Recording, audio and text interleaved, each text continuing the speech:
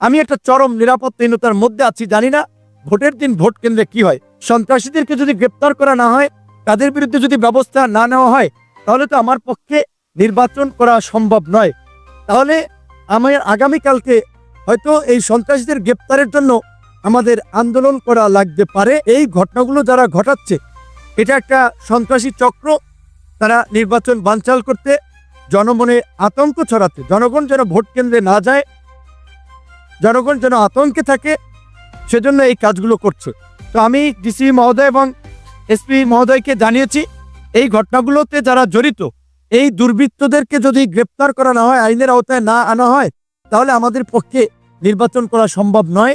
এবং জনগণ একটা নিরাপত্তাহীনতা আছে, ভোটাররা একটা আশঙ্কার মধ্যে আছে, যেখানে পরাপর এই 5টি উল্লেখযোগ্য ঘটনা, একটি বাড়ি পুড়িয়ে দেওয়া, জ্বালিয়ে দেওয়া, একটি অফিস পুড়িয়ে দেওয়া, একজন নারীকে রেপ করে হত্যা করা, এবং চরবোরানে আপনার অফিস ভাঙচুর করা, একজন মানুষকে কুপিয়ে আপনার আহত করা, এরকমের উল্লেখযোগ্য ঘটনা ঘটলেও এখন পর্যন্ত প্রশাসন যে ব্যবস্থা নিয়েছে সেটি সন্তোষজনক নয়।